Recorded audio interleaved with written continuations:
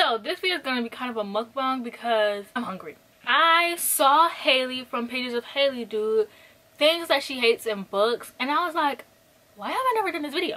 So I want to do tropes that I hate in books, because if it's one thing, I'm a picky reader. I hate everything at McDonald's, and I have to do a mukbang because these fries get cold, okay? And they're not good when they're cold. Also, let's talk about how cute my outfit is. So I have like this shirt, and I really love like wearing browns recently, and then I have, I'm trying to flash y'all, this skirt. So like this is the full fit, and it's like so cutesy. The first thing I hate in books is heists, and that's such a shocker because heists are really popular, especially in fantasy books. But I hate heists. I don't know, heists in books, nobody does it good. Like, I think my issue is that when I think of heists, I think of, you know, like money heist movies, like when people go and like do like banks and stuff like that. The planning of stuff is fun. I like don't care, and like I want to like them so bad. Like some of these tropes I want to like so bad. I like Miss Warren. It was a good book, but I did not care for the heist.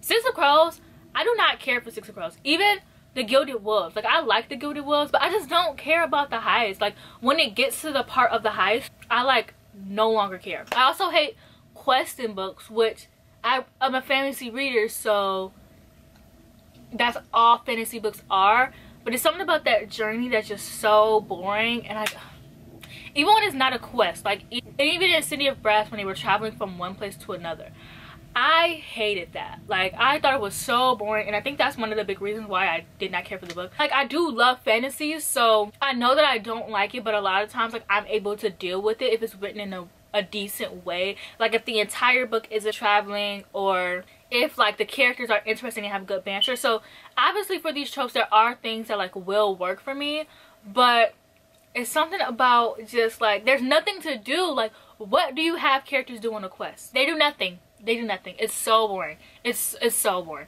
I really hate miscommunication, but especially in romance books, because in romance books they do this thing where it's like kind of the 3/4 into the book, like almost towards the end, and something will happen to make these characters like break up and stop talking.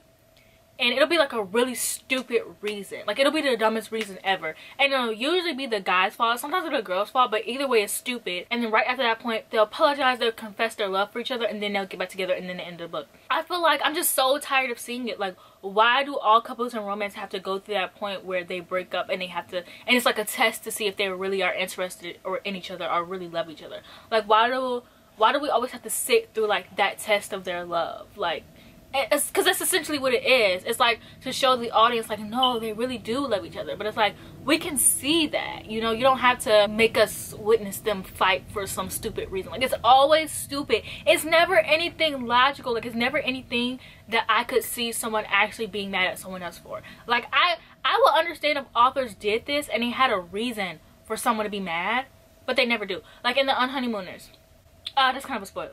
I can't really give an example because they're kind of spoilers, but please stop. Like I promise you the romance will be good if you take that part out. It will be, I promise. Especially if the romance is already over 300 pages, you're good, baby. Because romances don't need to be more than like 350. They don't even need to be more than 305. 350 is pushing it. But that's most romances. But that's another topic for another day. Another thing I hate is telling and not showing, and like everyone hates this. A big example for telling and not showing is Selena from Throne of Glass. There is nothing more that Sarah J Maas did not tell us. She kept telling us that Selena was a baddie, but we weren't seeing it. We were not seeing it. Now in the future books we did end up seeing it, but y'all cannot say in book number 1 she actually said that Selena was a baddie and she did something that was like worthy of like, oh yeah, she really is a baddie. I did not start thinking Selena was a baddie until Queen of Shadows, and that's the 4th book, 5th if you count Assassin's Blade. The next trope is cheating. I hate cheating in books, and a big example is Again But Better. The author made the character cheat for the character's own benefits, and I hate cheating in period. I hate cheating period. I don't think that cheating is forgivable. I think that if you're texting someone else, you're cheating.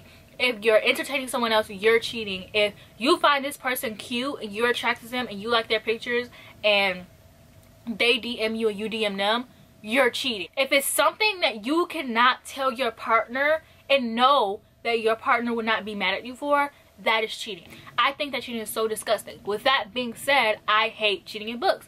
And Again But Better makes the main character, I don't remember the main character's name, makes that main character cheat, and the excuse is, oh, his girlfriend is such a bitch. I don't care. I don't care if the person that they're dating is the worst person in this world. They do not deserve that. They do not deserve to be cheated on. And making it, oh, well, they were a terrible person, or they were a bad person, or they weren't a good girlfriend, does not excuse you for making your character cheat on another character. The next one is when couples get together too soon. I hate nothing more than when couples get together too soon. A prime example would have to be the Calloway sisters books. All of those books, the characters get together so easily, and they kind of get away with that because you love the Calloway sisters so much. But for me, I'm a character person, but I also, like, everything has to be split evenly. Romance, character, and plot. Like, everything has to be split easily. Like, Addicted to You, and they are already fake dating when you start off the book. I want to see the journey of how they started fake dating. Even if it's just a flashback, they were childhood friends too. I want to see, like, them being childhood friends. I want to see what made them, like, in that moment, what made them decide to be fake dating. And I want to see it happening. Like, the book just started off, they were already fake dating. She already liked him. Like, everything was already established in the book. It wasn't any fun for me. And then there was just all this other stuff happening. But I was like, I kind of don't care because everything was already established. Like, I didn't get to see it for myself. Like, I knew that she loved him, but, like, it was, I didn't get the joy of witnessing it for myself, basically. And then I also hate when the cover is ugly. This isn't a trope, but I hate when the cover is ugly. Authors, please stop doing that. I think that authors making their books, like, it's not the author's fault, it's the publisher's fault. And publishers need to learn that books are judged by the cover, no matter if you, how many times you say, don't judge a book by its cover. No, that is exactly what I will be doing. I will be judging a book by its cover, okay? I do not have any ugly books on my bookshelf, and if they are, they're hidden, okay? For instance, the Gilded Wolves. I really enjoyed the Gilded Wolves. The second and third book are absolutely hideous. So I will not be reading those. I will buy them on my Kindle maybe, but even that's going to take me a while because I haven't been reading on my Kindle lately. So, The Devouring Grey, the second book. Don't know what the second book is called. Nobody has talked about the second book. You want to know why? Because they messed that author up and gave her that ugly second book. Now no one cares about the series. I have not heard anyone speak a single peep about the second book.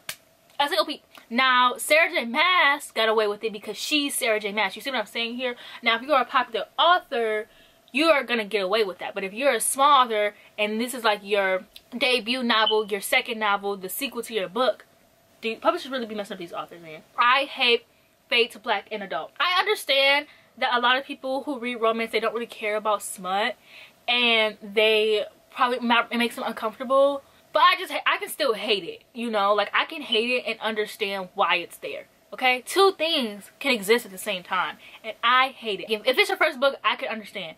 But if you're like Christina Lauren, why was the Unhoneymooners fade to black? I've read your other books, Christina Lauren. I've read your other books. The Wedding Date, that made sense why it was fade to black. It was the author's first book. It was actually my first book into getting into romance. So like I said, I understand why books are fade to black, because sometimes it makes people uncomfortable. Sometimes it's an easy introduction to romance. But I still hate it. That doesn't mean I can't hate it even though I understand it, you know? It's not like if a book has fade to black, I'm going to change my rating. It's not like if a book has fade to black, I'm going to roll my eyes and be like, ugh. But it's just like, I just wish that it wasn't fade to black, and that's it. Because The Unhoneymooners is one of my favorite romances, and it's fade to black. So, not saying that, like, it shouldn't happen, or that I don't want it to happen. It's just like, I'm just going to be sad, basically. But that's what fan fiction is for. So, am I really that sad? No. Paranormal things and thrillers. Unless the thriller is actually paranormal, then I don't want it. Like, I did like that aspect when thrillers were coming out and it was like, ooh, like, is it paranormal? Is it a thriller? What is it? And I liked that. But I went into that knowing that it was there. But if I'm thinking I'm going to a thriller and it ends up being some paranormal stuff, I just think it's corny. I think it's unrealistic, which some people might like that, but I don't like paranormal things because I think they're unrealistic. I'm a slasher movie girl, as you guys know. Not that I don't think ghosts are real, I just think that it's really hard, it's really hard to believe in ghosts unless you see them. You know, I don't already like paranormal movies, so I don't like when books put paranormal things in them. I wish I could really talk about this more in depth and give examples, but then that would be spoilers. Yeah, I just hate when books go the paranormal route. Like, I kind of like that. Is it paranormal? Is it a real thriller aspect? But when they go to the paranormal aspect, I'm like, ah, man, okay, I'm out of here, basically. And my last pet peeve is something I talk about all the time, but basically, like, the book characters are like 18, 19.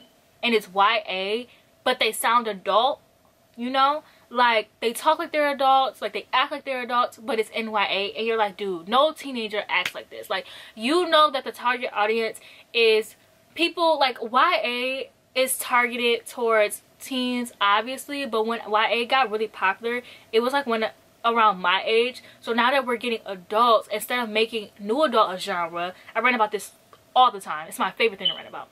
And I can make a video about it if you guys want, because I love ranting about it. But instead of making new adult a genre, they just keep making these characters, like, come on, why make your character 19? Just make them an adult. Like, at this point, come on now.